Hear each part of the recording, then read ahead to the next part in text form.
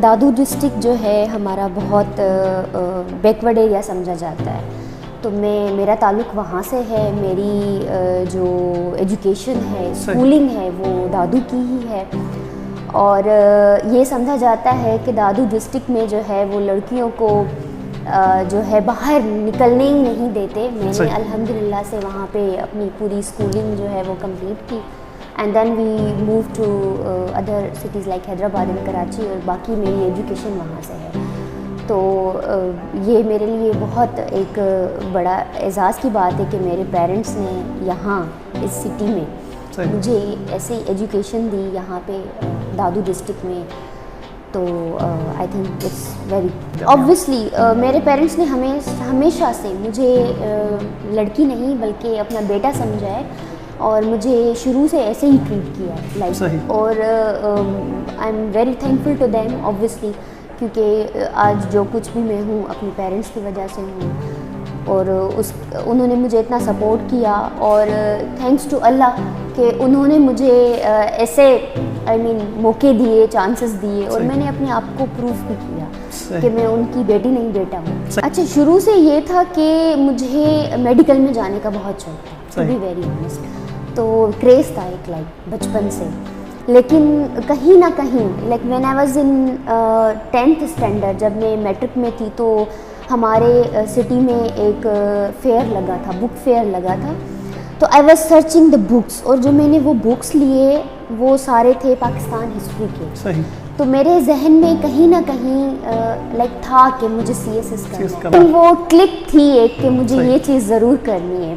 लेकिन मेडिकल का जो शौक़ था वो ऑब्वियसली सोसाइटी से आया, क्योंकि हमारे यहाँ ये कॉन्सेप्ट होता है कि लड़कियों को डॉक्टर बनना है और लड़कों को इंजीनियर। सही। तो वो चीज़ वहाँ से आई थी, लेकिन अंदर में ये चीज़ ज़रूर थी कि मुझे CSS करना है। तो बचपन से ही शौक़ था। तो मैं जैसे मैंने आपको बताया कि मैट्रिक क्लास से ही मैं बुक्स पढ़ती थी, और वो अंदर में एक वो चीज़ थी। सो CSS भी की मैंने, एंड PCS भी की मैंने। CSS का अटेम्प्ट मैंने 2 दफ़ा दिया था, बट अनफॉर्चुनेटली नहीं हो पाया। देन 2018 में मैंने PCS का एग्ज़ाम दिया, एंड अल्हम्दुलिल्लाह मैं PMS प्रोविजनल मैनेजमेंट सर्विस में एलोकेट हुई, and now I am ACUT Dadu. And इससे पहले मेरी फ़र्स्ट पोस्टिंग जो थी that was section officer in finance department, and वहाँ पे भी जो मुझे सेक्शन मिला था वो मेरे लिए बहुत, आप कहें कि मीन्स मुझे चांस मिला बहुत कुछ सीखने का। I was in TRU tax reform unit, जो पूरे सिंध की जो टैक्स कलेक्शन वगैरह होती है या जो रिफॉर्म्स होते हैं स्पेशली, उस पर काम किया। And then I move to back my homeland Dadu district, और वहाँ पे मेरी जो पोस्टिंग मुझे मिली that is a chief monitoring officer district Dadu education department में। और उसमें मैंने खूब दिल खोल के काम किया, बड़ा मज़ा आया, इंजॉय किया। और इंजॉय तो क्या, बल्कि मैंने अपने दिल से कंट्रीब्यूट किया जो भी मेरी जॉब डिस्क्रिप्शन थी उस हवाले से।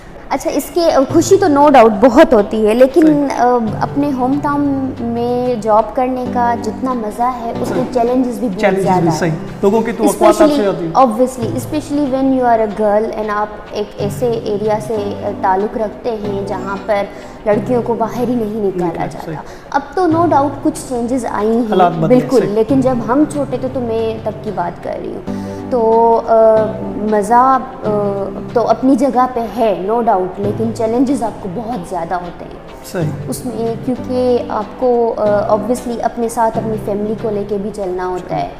तो और आपको लोग ज़्यादा जानते हैं पर्सनली, तो उनसे डील करना as compare to other districts जहाँ पर आपको लोग नहीं जानते और आप काम करते हो, तो डिफरेंस होता है और चैलेंजेस बढ़ जाते हैं आपके। वैसे तो बहुत सारी चीज़ें हैं आपको मोटिवेट करती हैं लाइफ में, लेकिन मेरे लिए एक ही चीज़ थी कि मुझे कुछ करना है बस। सही। ऐसा नहीं है कि बस बैठ जाना है। अल्हम्दुलिल्लाह आई एम मैरिड, एंड मेरे बच्चे भी हैं। अच्छा देखिए, जब जैसे आपने कहा ना कि हर कामयाब मर्द के पीछे एक औरत का हाथ होता है, तो मैं कहती हूँ कि हर कामयाब मैरिड औरत के पीछे उसके हस्बैंड और उसके इन लॉज का काम होता है। ठीक है, आप जहाँ पर मीन्स शादी करके जाते हैं तो वो फैमिली आपको सपोर्ट करती है, आपका हस्बैंड आपको सपोर्ट करता है, तो I think everything is possible to achieve. आपको फिर फ़र्क नहीं पड़ता कि आप मैरिड हैं या मैरिड नहीं है।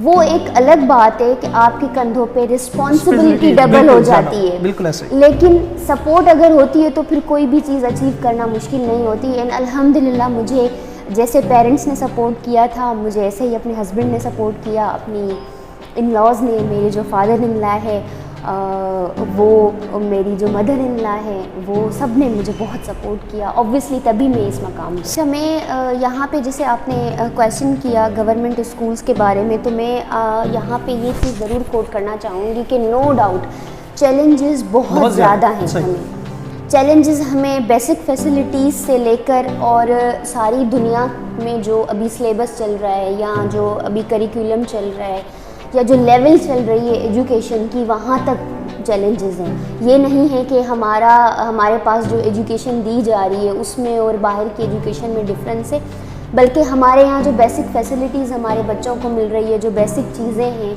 उनमें ही बहुत डिफरेंस है।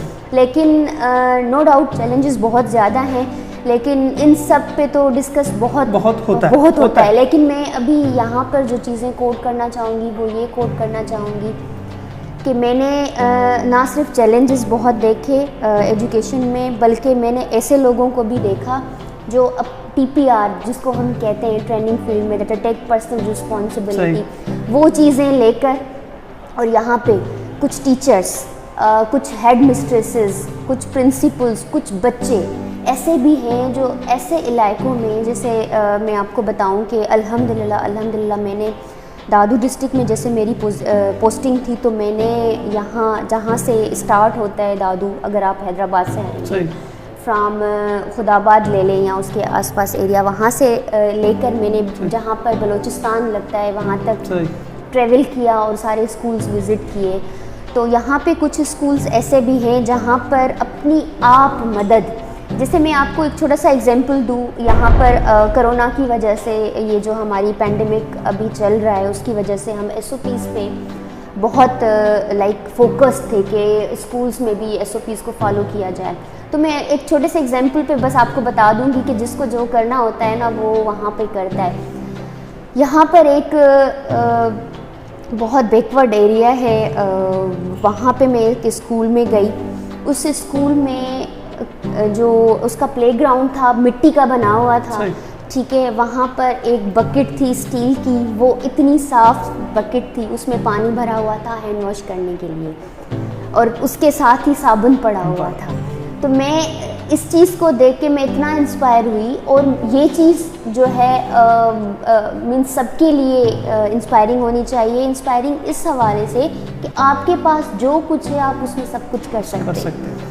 ये नहीं है कि आपके पास कोई फैसिलिटीज़ नहीं है। अब एक ऐसा स्कूल जहाँ जो मिट्टी का बना हुआ है, जहाँ पे ग्राउंड भी मिट्टी का है, वहाँ अगर वॉश बेसिन नहीं है, वहाँ पर हैंड वॉश नहीं है, तो वो कैसे वॉश करेंगे। लेकिन उस हेड मिस्ट्रेस ने अपने बच्चों के लिए एक बकेट में साफ़ सुथरा पानी था और उसके साथ वो साबुन पड़ा हुआ था। ये शो करता है कि आप जहाँ भी हो, आपके पास जो कुछ भी है, आप कंट्रीब्यूट अपने लिए, अपने आसपास के लोगों के लिए कर सकते हैं। सही। तो ऐसी पॉजिटिव चीज़ें भी हमारे पास हैं, नो डाउट। अच्छा, इसमें देखें, हमारे यहाँ जो अक्सर बात की जाती है कि औरत जो है वो मर्द के बराबर है। मैं कभी भी ये नहीं कहूँगी कि औरत जो है वो मर्द के बराबर है।